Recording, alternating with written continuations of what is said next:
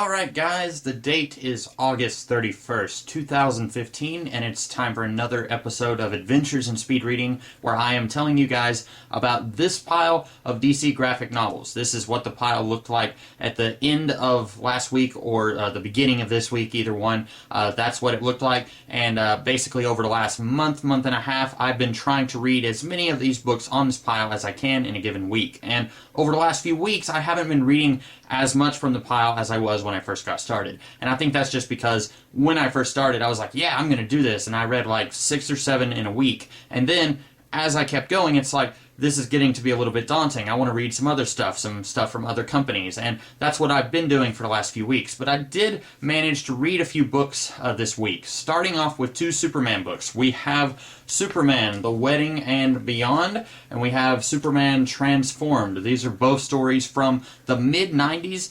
Some of the creators who worked on these would be Louise Simonson, Dan Jurgens, I believe, and Roger Stern, maybe.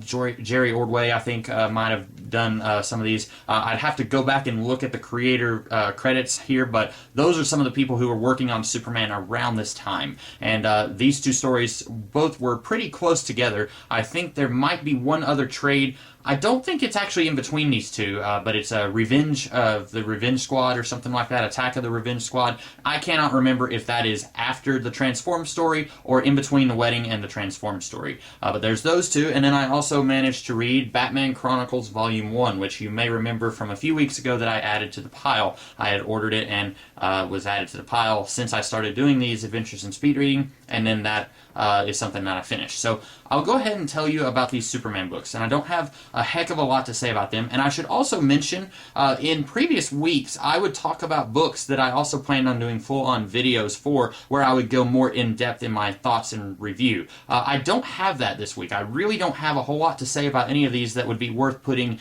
in its own video. So you won't be seeing a full video on any of these books this week. So let's start with Superman the Wedding. I hate weddings in comic books. I think I've approached that epiphany after reading this, and about a year ago I read and reviewed Cyclops and Phoenix, their wedding in the X-Men comics around the same time. It might have been about a year before this.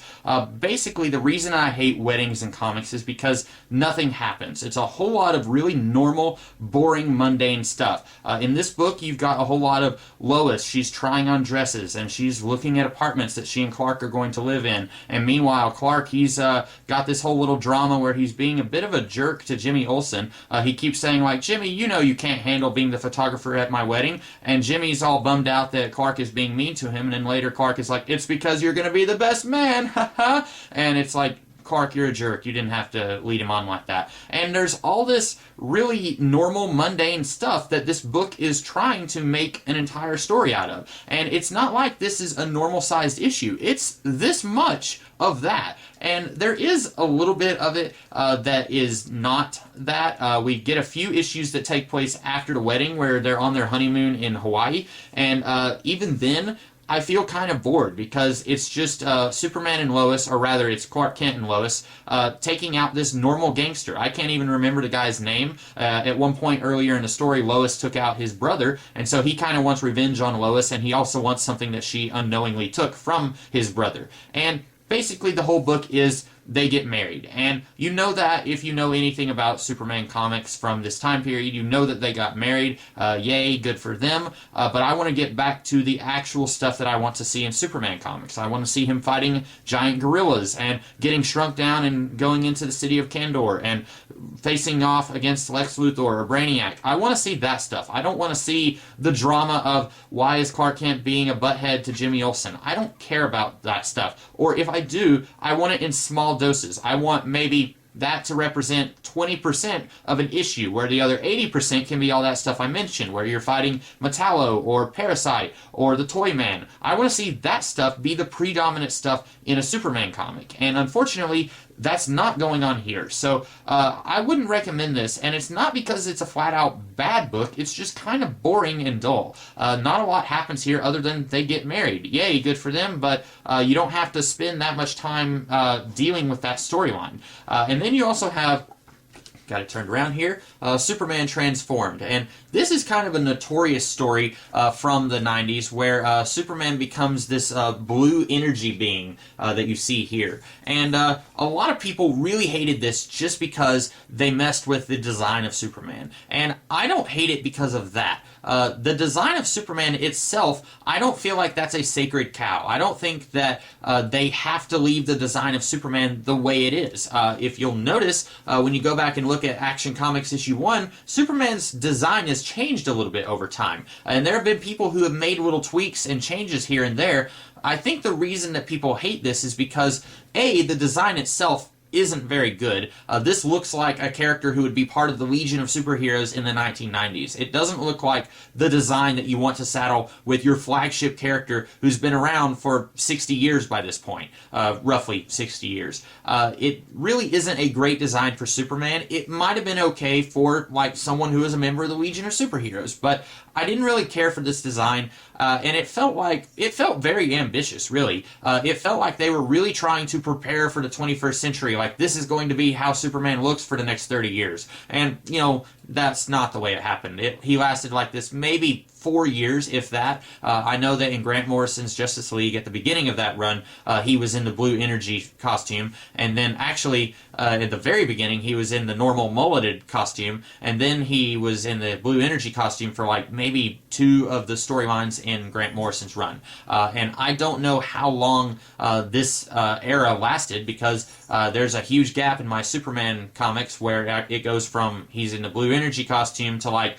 mid or early 2000s. So I don't know how long this lasted, but basically this whole story is Superman's powers are going out of control, and he has to find a way to get everything back under control. And so sort of in the same way that the wedding storyline was really dull because all that happens is they get married, this is kind of boring because all that really happens is Superman goes through a change of costume, and that takes up this entire book.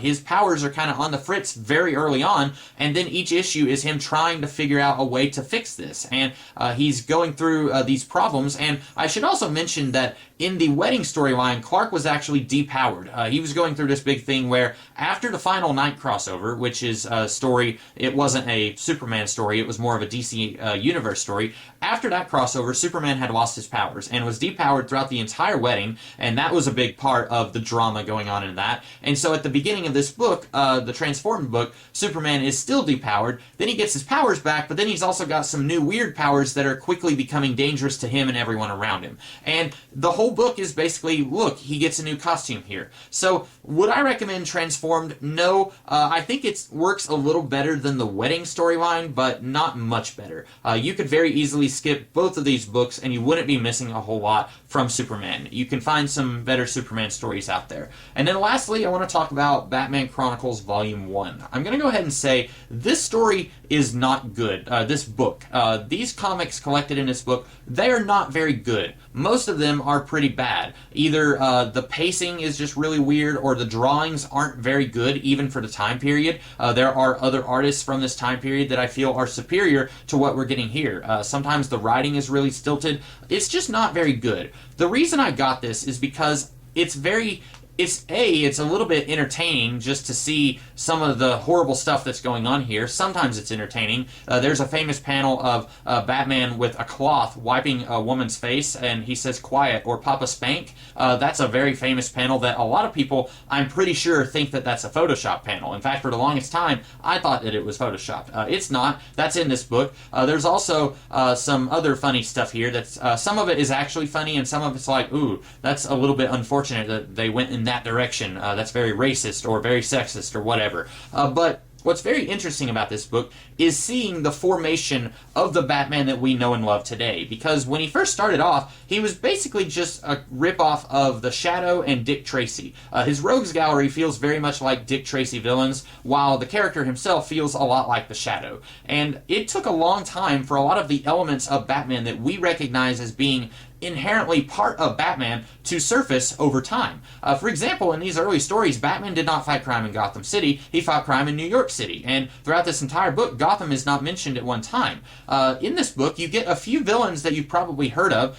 Hugo Strange, the Joker, and Catwoman. Although Catwoman isn't even called by name, she is just called the Cat. And so if you didn't know a lot about Catwoman, you could be forgiven for thinking this was an entirely different character. The Joker is pretty recognizable because everyone knows who the Joker is. And Hugo Strange, he's interesting because I get the feeling that if we didn't get the huge slew of really recognizable Batman villains over the next year or so following this book, characters like Two-Face, the Riddler, the Penguin, Catwoman, and Joker, if we didn't get those villains, Hugo Strange would have been huge. Hugo Strange was more interesting in his first appearance than I've ever seen him in any other Batman story. And that's nothing against writers like Steve Englehart or Matt Wagner or Doug Monk, who have tried to use the character of Professor Strange in much more modern Batman stories. I just feel like if you've ever seen the TV show Parks and Recreation, there was a character, Mark Brandanowitz, who, when the show first started, he was one of the only decent people in the town of Pawnee. Every other character in the show was either a scumbag or wasn't really a character at all. Most of them were just kind of jerks to each other and jerks to everyone else, except for Brandanowitz and Leslie Knope. And then as the series progressed, all the other characters started to show streaks of goodness in them. Characters like April and Tom and Ron Swanson, they all started to show that they were decent people. And as they did this, it made the character of Mark Brandanowitz a little bit more useless. So by the end of season 2, the actor was ready to just leave the show because he felt like his purpose for being on the show had kind of been taken away from him when they kind of shapeshifted all these other characters as the season progressed. And I feel like that's the same with this comic book. Hugo Strange is the Mark Brandanowitz of Batman comics. He was very interesting when he first showed up, but then all of these much more interesting characters showed up and kind of quickly defined the rogues gallery of Batman that Hugo Strange didn't really have a place in the Batman lore anymore. When he first is introduced, he's basically a modern version of Moriarty from Sherlock Holmes. He is a criminal mastermind, and he's kind of in charge of the criminal underworld. And then as you introduce more colorful bad guys and other more well-known bad guys of today, that role is kind of taken away from him, and he's no longer able to fill that role. And then later on, they try and turn him into more of a mad scientist who creates these monster creatures. And that's the plot of Batman and the Monster Men by Matt Wagner, by the way. But unfortunately, the character of Hugo Strange doesn't really work after these other more interesting characters, either visually interesting or thematically interesting. After they are introduced, Hugo Strange kind of falls to the wayside. But it is really interesting to see elements like some of these villains showing up for the first time and how it took a little while for them to become the well-known villains that we know today. Or how the Batarang, when it first appeared, or the Batgyro, or the Batmobile, when it first showed up, it was just a red sports car. It wasn't the black finned Batmobile that we know today. Robin's first appearance is here. It's pretty much what you know from other Robin origin stories. It's pretty much there and hasn't really changed a lot in the intervening decades. Batman as a murderer, that's a big thing here. You'll hear a lot of people talk about how in the early days, Batman didn't really have a problem with killing. In this book, it's weird. They'll go back and forth. He'll kill somebody, and then in the very next issue, he saves Joker from falling so that he doesn't die, and allegedly that's because the editor of DC Comics was like, you can't kill the Joker, he looks great, you need a villain, keep him alive, because apparently they were going to kill that character. And then in the next issue, Batman will go back to shooting people.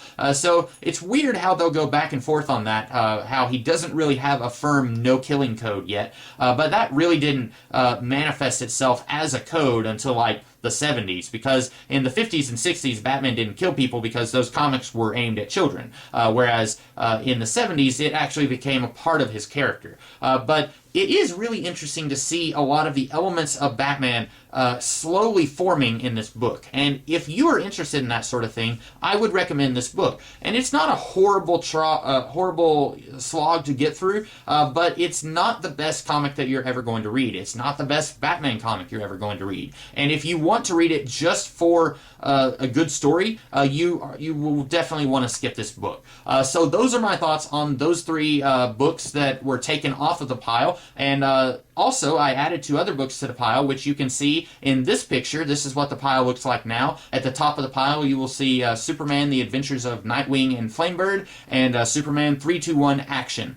Those 2 books were added to the pile. I actually just got them in the mail today, and so I read more this week than I added. That's good. I'm back to doing that. And I know for a fact next week I'm going to have some more books being added to the pile. I'm going to try, knock on wood, I'm going to try reading more than what gets added to the pile. But I know there's at least one more book that's going to be added to the pile. And then also my birthday is tomorrow. So I'm probably going to be getting some more books that will be going on the pile by this time next week. So just know that in advance. But that's about all that I have to say about this week's Adventures in Speed Reading. I took a little while longer to talk about these books than I normally do, but that's okay since I won't be doing a video on any of these particular books. So I wanted to go a tiny bit more in depth here.